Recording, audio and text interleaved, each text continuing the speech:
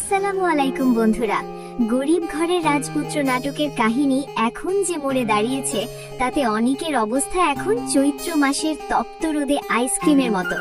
যেই দিক দিয়েই ধরুক না কেন গলা একদম নিশ্চিত। একদিকে বৃষ্টির রাজকীয় রাজপ্রাসাদ আর অন্যদিকে মেঘলার সহজ সরল ভালোবাসা। অনিক এখন এমন এক চোরাবালিতে পড়েছে যে এক পা সরালে অন্য পা দেবে যাচ্ছে। আজ আমরা কথা বলবো ৮ নম্বর পর্বের মাথা নষ্ট করা টুইস্ট আর আগামী ৯ নম্বর পর্বে কি ধামাকা হতে যাচ্ছে তা নিয়ে। বন্ধুরা, ৮ নম্বর পর্বে তো অনেক পুরো গেম চেঞ্জার হয়ে দাঁড়িয়েছে। বৃষ্টির বাবার দৌলতে সে এখন কোটি কোটি টাকার মালিক। অনেক তার বেঈমান বন্ধু রাতুলকে উচিত শিক্ষা দিতে তার পছন্দের ৩,১০,০০,০০০ টাকার জমিটা চোখের পলকে কিনে নিল। রাতুল যখন দেখল যে অনেক দুদিন আগে ৪ লক্ষ টাকার জন্য তার পায়ে ধরেছিল, সেই অনেক এখন কোটি কোটি টাকা ওড়াচ্ছে, তখন রাতুলের মুখটা হয়েছিল দেখার মতো, যেন তেতো করলার রস খেয়েছে। অনেক কিন্তু সাফ জানিয়ে দিয়েছে রাতুলের জন্য সামনে আরো বড় বিপদ অপেক্ষা করছে। অনেকের এই ধামাকা চাল দেখে আপনাদের কার কার ভালো লেগেছে? মজার ব্যাপার হলো ওদিকে রাতুলের চাচা চাচি এখন উঠে পড়ে লেগেছে রাতুল আর শান্তার বিয়ে দিতে। তারা চাচ্ছে এই বেইমানি করে পাওয়া সম্পদ যেন নিজেদের মধ্যেই থাকে।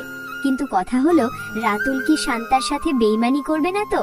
শান্তা কি বুঝতে পারছে সে কার পাল্লায় পড়েছে? তবে নাটকের সবচাইতে বড় চমক ছিল পার্কে।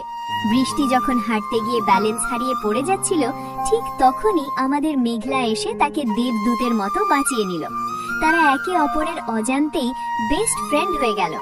দুই সতীনের এই মাখামাখি আর ভালোবাসা দেখলে অনিকের তো হার্ট অ্যাটাক হবার দশা। মেঘলা খুশিতে গদগদ হয়ে বৃষ্টির সাথে তার বাড়িতে চলে এলো। সবচেয়ে বড় ধামাকা হলো শেষ দৃশ্যে। বৃষ্টি যখন মেঘলাকে ড্রয়িং রুমে বসিয়ে রেখে অনিককে ডেকে আনলো তার নতুন বান্ধবীর সাথে পরিচয় করিয়ে দিতে, ঠিক সেই মুহূর্তে অনিক আর মেঘলা যখন মুখোমুখি হলো তখন মনে হচ্ছিল অনিকের কলিজাটা মুখ দিয়ে বেরিয়ে আসবে। অনিকের অবস্থা তখন এমন যে বউয়ের সাথে মোলাকাত করতে আসলাম ঘরে বিয়ের ছবি দেখে ফেলে, তবে তো অনিকের কপালে রাজপুত্রের বদলে ঝাঁটা প্যাটা আর বাসর ঘর থেকে বিদায় নিশ্চিত।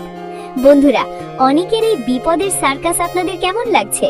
৯ নম্বর পর্বে অনিক কি মেঘলার কাছে ধরা খাবে নাকি বৃষ্টির কাছে? আপনাদের মজার মতামত কমেন্টে জানান। আর হ্যাঁ, এই নাটকের সব আপডেট সবার আগে পেতে আমাদের এই চ্যানেলটি এখনই সাবস্ক্রাইব করে বেল আইকনটি বাজিয়ে রাখুন। দেখা হবে পরবর্তী ভিডিওতে। আল্লাহ হাফেজ।